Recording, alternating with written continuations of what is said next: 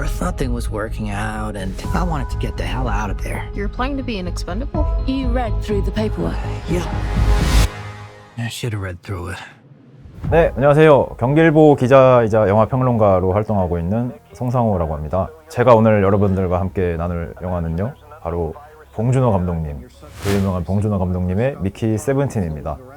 이 영화 미키 세븐틴은 개봉 전부터 많은 화제를 모았던 작품인데요. 여러분들도 아시다시피 봉준호 감독님 전작은 바로 기생충이었죠. 이 기생충은 칸 영화제, 아카데미 영화제, 전 세계 온갖 영화제와 관객들로부터 많은 관심을 받았고, 한국 관객들 역시 이 기생충 열풍에 사로잡혀서 대한민국 영화계의 어떤 위상이 세계에 알려지는 그런 계기가 되기도 했습니다. 제가 오늘 여러분들에게 미키 세븐틴을 들고 나온 이유는 이 영화를 어떻게 하면 더 풍부하게 즐길 수 있고, 또 어떻게 하면 조금 더 새롭게 볼 수 있을지 이야기를 나누면 의미가 있을 것 같아서 가지고 나왔습니다. 그럼 지금부터 저와 함께 봉준호 감독님의 새로운 SF 영화 미키 세븐틴의 세계로 빠져보겠습니다.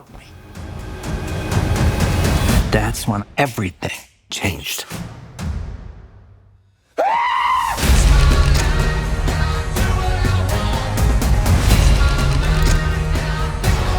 The simple fact is, we're in a state of war. And our survival is in the balance. I got a job to do. Mickey Barnes, fighting right to the end. My great gift to mankind. Are you afraid to die? This time I wasn't scared.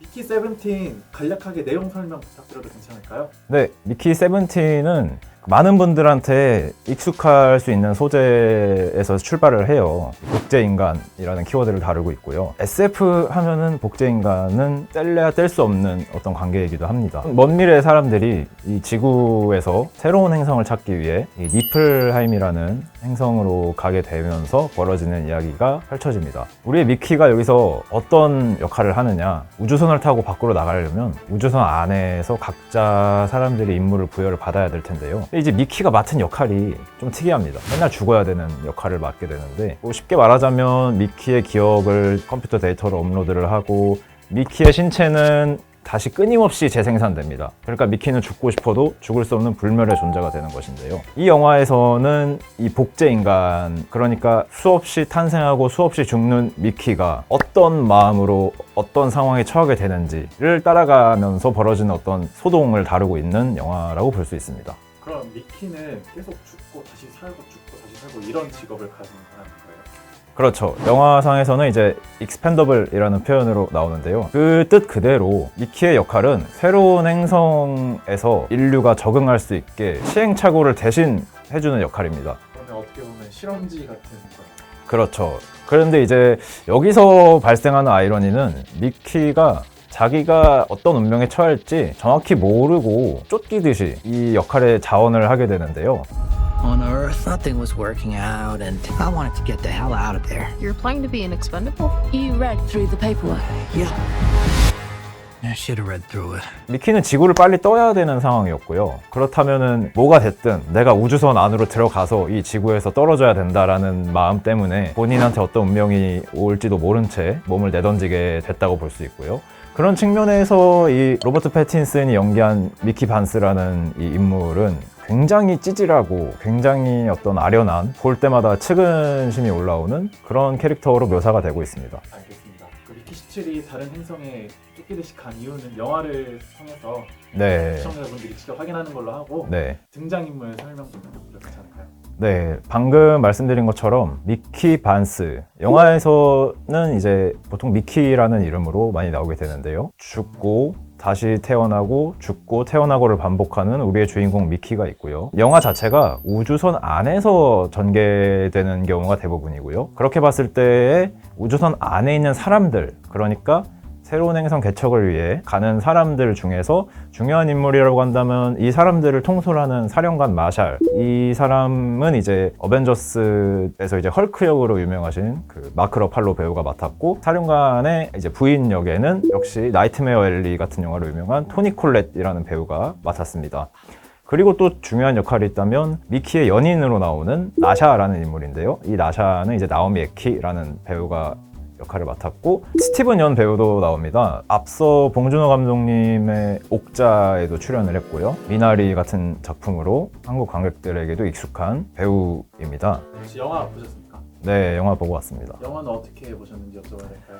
저는 이렇게 말씀드리고 싶습니다. 봉준호 세계의 모든 것이 담겨있는 영화다. 이렇게 말씀드리는 이유는 이 영화가 얼핏 보면 설국열차나 옥자 같은 봉준호 감독의 이전 SF 영화들과 결이 비슷하면서도 앞서서 봉준호 감독이 찍었던 플란다스의 개라든가 살인의 추억, 괴물, 마더 이런 영화들의 결도 고스란히 담고 있으면서도 기생충에서 다뤘던 테마들까지 품고 있는, 어떻게 보면 봉준호 감독이 지난 여러 편의 영화를 통해서 보여줬던 그 궤적을 이 한 편에 고스란히 녹여냈다 라고 볼 수 있는 구간들이 되게 많아서 그렇게 느낀 것 같습니다.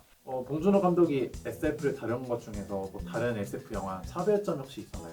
이게 참 봉준호 감독님의 SF 영화에서 되게 흥미롭게 다가오는 지점이 있는데요. 보통 SF를 떠올리면 인간과 외계인이 우주에서 전쟁을 벌이거나 최첨단 기술, AI, 로봇 이런 걸 통해서 인류의 위협이 되는 상황에서 맞서 싸우거나 이런 식으로 거대한 세계관이나 어떤 그 기술적인 부분들이 강조가 되거나 뭔가 시각적인 요소들이 되게 특화되거나 그런 장면들 여러분들이 떠올리시는 많은 SF 영화들이 있을 것인데요. 봉준호 감독님의 SF는 굉장히 소박합니다. 그런 거대한 것들에 관심이 없어요. 대신 영화가 강조하고 있는 거는 저는 이 키워드 하나를 딱 잡고 싶어요. 소통이라는 키워드입니다. 이 소통이 왜 중요하냐? 이게 결국 봉준호 감독님이 SF에 관심을 가지시는 이유 중에 하나일 것 같아요. 왜냐하면 봉준호 감독님의 영화는 항상 어떤 현실에서의 부조리, 또 현실에서의 갈등, 문제 상황이 있으면 그런 상황에 항상 필연적으로 사람과 사람 사이 소통의 문제, 또 사람과 동물 사이 소통의 문제,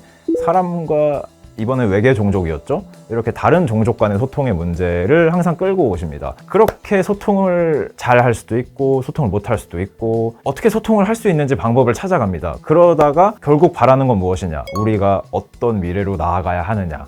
라는 문제로 귀결이 되는데요. 봉준호 감독님이 이런 구조를 따라가는 거를 잘 살펴보면 왜 항상 봉준호 감독의 SF에는 이런 요소들이 겹칠 수밖에 없나를 알게 될 수 있는 것이죠. 봉준호 감독 영화에서 소통이 이렇게 주요 키워드로 나오는 이유는 더 나은 미래를 꿈꾸기 위해 노력하는 과정이라고 볼 수 있을 텐데요. 그래서 미키 17 안에서도 다른 외계 종족인 크리퍼를 무작정 배척하거나 무작정 배제하는 다른 인간들과 다르게 소통하려는 의지가 있었던 미키와 소수의 사람들로 인해서 결국 그 두 종족이 공존할 수 있는 어떤 미래로 갈 수 있는 그런 계기가 만들어지기도 했고요.